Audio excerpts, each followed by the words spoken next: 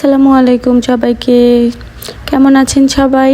আশা করি সবাই ভালো আছেন। আলহামদুলিল্লাহ, আল্লাহর অশেষ রহমতে আমরাও ভালো আছি। প্রতিদিনের মতো নিয়ে আসলাম নতুন আরেকটি ভিডিও। তো চলুন শুরু করা যাক আজকের ভিডিওটি। আর আজকের ভিডিওটি হচ্ছে একদমই সকাল থেকে শুরু করা, মানে কয়টা বাজে, 6টা 6:30 মতো বাজে। আর লরিফা হচ্ছে এখনও ঘুমাচ্ছে। আর আজকে হচ্ছে আমরা হচ্ছে মানে এক সিটি থেকে অন্য সিটিতে যাব, মানে আমরা হচ্ছে রিয়াদে যাব। আমরা যেহেতু জুলপিতে থাকি, রিয়াদে হচ্ছে যাব, ঘুরতে যাব। তো এই জন্য হচ্ছে সকাল সকাল হচ্ছে মানে উঠা আর সকাল সকাল ভিডিওটি অন করা। তো যেহেতু একদম সকাল, এত সকালে কিন্তু কিছু খেতে ইচ্ছে হয় না। তো আমি এই জন্য হচ্ছে একটু নুডলস রান্না করে হচ্ছে নিয়ে নিব বক্সে। আর হচ্ছে একটু চা বানাবো, ওইটা হচ্ছে খেয়ে বের হব। চা আর সাথে বিস্কিট বা কিছু একটা খেয়ে নিব হালকা। সকাল সকাল তো ভারী নাস্তা খাওয়া যায় না। তো আজকে হচ্ছে আমরা লং ড্রাইভ প্লাস হচ্ছে মানে ঘুরতে যাব মূলত। তো ওইখানে হচ্ছে একটা বাঙালি ফ্যামিলি আছে, লরিফার বাবার পরিচিত, লরিফার বাবার ছোট ভাই। তো ওদের বাসাতেই মূলত যাব, মানে ওই ভাবিটাও আসছে। আমরা আসলে ওইখানে যেতাম না, আমরা হচ্ছে ঘোরার উদ্দেশ্যেই হচ্ছে রিয়াদে যেতাম আর কি। তো পরে হচ্ছে মানে ওরা যখন শুনতে পাইছে যে আমরা যাব, তখন বলতেছিল যে মানে এত লং জার্নি করে আবার হচ্ছে ঘোরা তো আর পসিবল না, আপনারা এখানে আসেন, এসে রেস্ট নিয়ে তারপর হচ্ছে আমরা সহ বের হব যেখানেই যাই না কেন। তো পরে যার কারণে হচ্ছে আর কি ওদের বাসায় হচ্ছে আমরা প্রথমে যাব, তারপর ওইখান থেকে হচ্ছে যেখানেই মানে যাব ইনশাল্লাহ। মানে আমার ভিডিওটি না টেনে সম্পূর্ণ দেখবেন, শেষ পর্যন্ত দেখবেন আশা করি। আর যেহেতু এত লং মানে দূরে যাব, তো এই জন্য হচ্ছে একদম সকাল সকাল বের হয়ে গেছি। আর আমাদের এখান থেকে হচ্ছে রিয়াদে যেতে প্রায় 3 ঘন্টা 3.5 ঘন্টার মতো লাগে। আর আরেকটা হচ্ছে রোদের ব্যাপার তো আছেই। আর ওই দিন এত গরম ছিল, আর রোদের অবস্থা কি বলবো, যেহেতু বের হইতে আমাদের প্রায় 8টা 8:30টার মতো বেজে গেছে, যার কারণে হচ্ছে রৌদ্রটাও একদম হচ্ছে ভালো মতো উঠে গেছে। আর কি বলবো গরমের কথা। তো এখানে হচ্ছে আমরা হচ্ছে একটু খেয়ে নিতেছিলাম।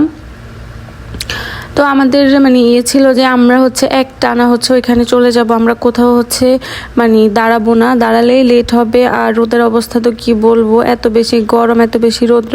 তো এই জন্যই হচ্ছে খাওয়াটাও নিয়ে নিছি, টুকটাক হচ্ছে সব কিছু একবারেই নিয়ে নিছি, যাতে হচ্ছে আর হচ্ছে পরবর্তীতে কোথাও নামতে না হয়।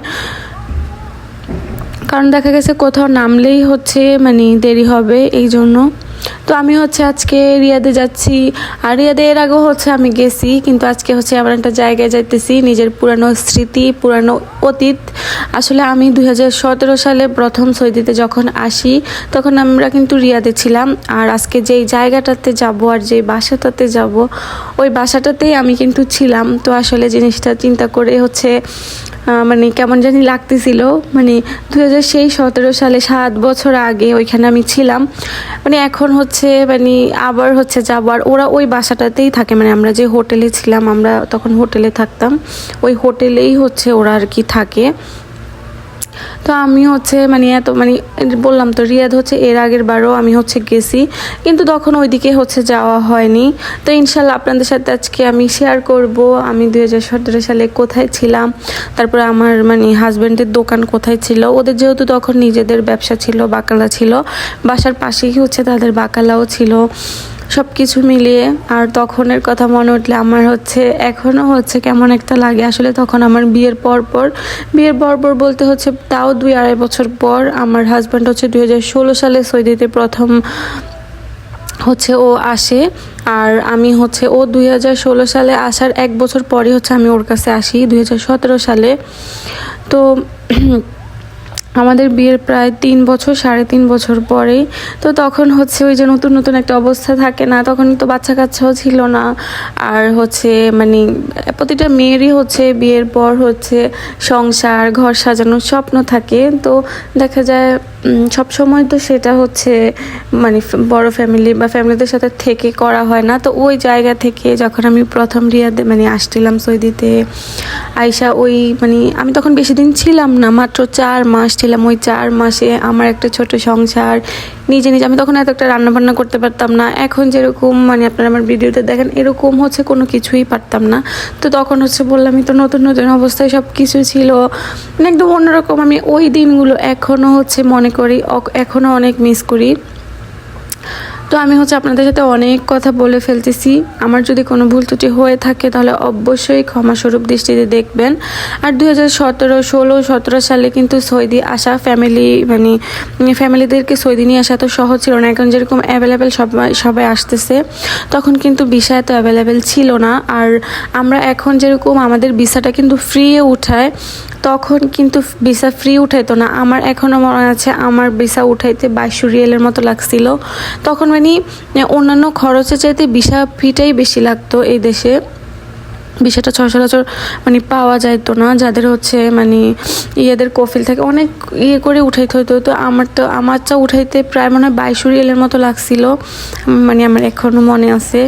কিন্তু তখন আবার টিকিট খরচ কম ছিল। আমি একদম প্রথম যখন আসছিলাম না, বাংলাদেশ এয়ারলাইন্সে আসছিলাম, তখন আমার টিকিট ভাড়া, আমি একদম ফার্স্ট ক্লাস যে সিটগুলো থাকে না, ওইগুলোতেই করে আসছিলাম। আর আমার মাত্র টিকিট ভাড়া মনে হয় 35 না 40,000 টাকার মতো লাগছিল তখন, যেহেতু টিকিট ভাড়া কম ছিল।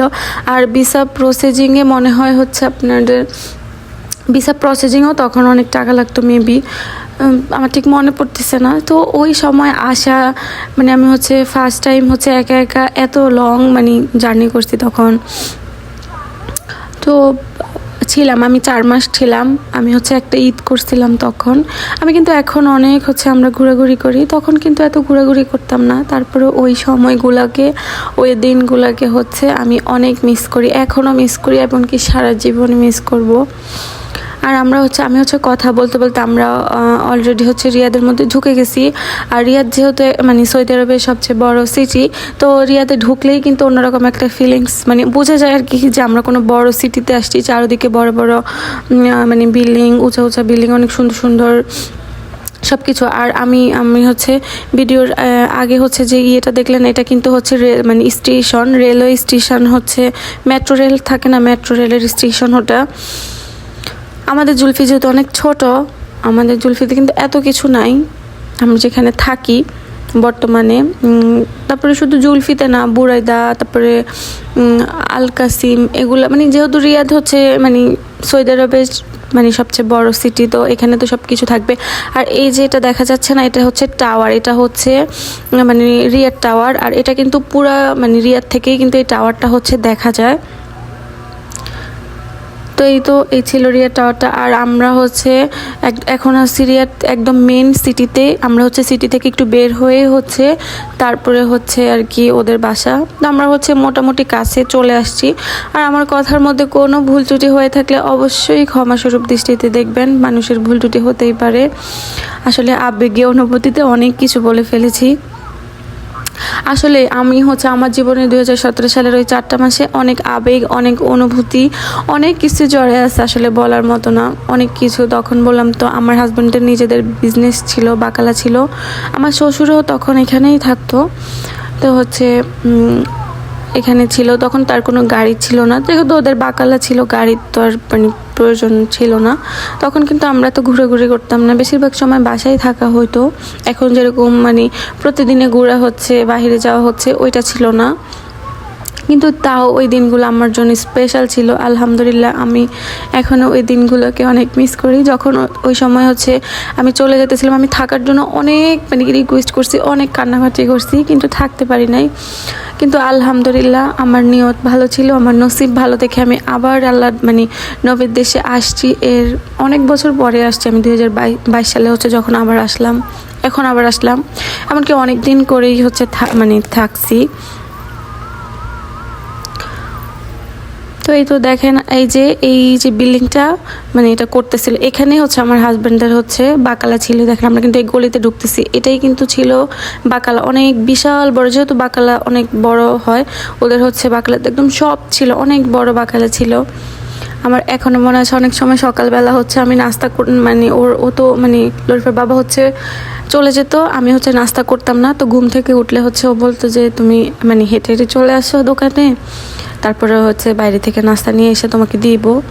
তো এটা ছিল সেই হোটেলটা। 2017 সালে এই হোটেলটা অনেক বেশি সুন্দর ছিল, যেহেতু 7 বছর আগে, এটা তখন একদম নতুন নতুন অবস্থায় ছিল। আর আমিও দোতলায় ছিলাম। আমি হচ্ছে 217 নাম্বার রুমে ছিলাম, আর ওনারা হচ্ছে 219 নাম্বার রুমে ছিল। ভাবেন, আমি কখনো ভাবি নাই যে আমি এই জায়গাটাতে আবার আসবো, সেম জায়গাতে, সেম হোটেলে। মানে এটা আসলেই অকাল্পনিক ছিল আমি যে আসবে, যে আমি এই রুমটাতে ছিলাম। আমার মানে খুবই মানে মনে পড়তেছিল আগের দিনগুলোর কথা। কত বছর আগে চিন্তা করেন, 7 বছর আগে, তো তখন তো সব কিছু অন্যরকম ছিল। পরে হচ্ছে এই তো আমরা হচ্ছে ওনারা থাকে মানে 219 নাম্বার রুমে মনে হয়। তো পরে হচ্ছে ঢুকলাম। আর এটা কিন্তু হোটেল, এটা কিন্তু মানে এমনি বাসা না। কিন্তু আমাদের হোটেলের মানে ভিতরটা, রুমের ভিতরটা অনেক সুন্দর ছিল। ওনাদেরটা একটু মানে এক একটা মনে হয় এক এক রকম, হয়তো বা আমি জানি না। আমরা যেহেতু তখন ওইখানে ছিলাম, ওইটা আরও একটু বড় ছিল। তারপরে হচ্ছে ওইখানে অনেক মানে কিছু ছিল, টিভি ছিল, ফার্নিচার ছিল, সব ওনাদেরই ছিল, যেহেতু হোটেল ছিল। মানে আমার খুবই একটা। তারপরে দেখেন আমরা হচ্ছে যার বাসায় আসছি, ওই ভাইয়ার হচ্ছে পিচ্চিটা, ও হচ্ছে মনে হয় যেন আমাদেরকে কত চিনে। ও দেখেই হচ্ছে হাসি দিয়ে একদম দৌড়ায় আসছে, মাশাল্লাহ। মানে একদম একটা হাসি দিয়েছে, মনে হয় যেন কত চিনে। এরপরে যে ও আমার কোলে উঠছে আর নামতেছিল না। তো এই হচ্ছে মানে ওনাদের রুম। কিন্তু আমাদের রুমটা অনেক বড় ছিল। আমাদের রুমে হচ্ছে ওয়ার্ড্রোব, তারপর ড্রেসিং টেবিল সব ছিল, আর ওইগুলো সব হোটেলেরই ছিল। আর আমার মেয়ে কিন্তু এখানে এসে মহা খুশি, সে বান্ধবী পেয়েছে, আবার হচ্ছে সে খেলার সাথী পেয়েছে। এই তো দেখেন ওর জন্য যে ড্রেসগুলো আনছিলাম ওইগুলো হচ্ছে ওকে দিছি, ও হচ্ছে একটা পরেও ফেলছে, আর ওইগুলো হচ্ছে দেখাচ্ছে মাশাল্লাহ মাশাল্লাহ।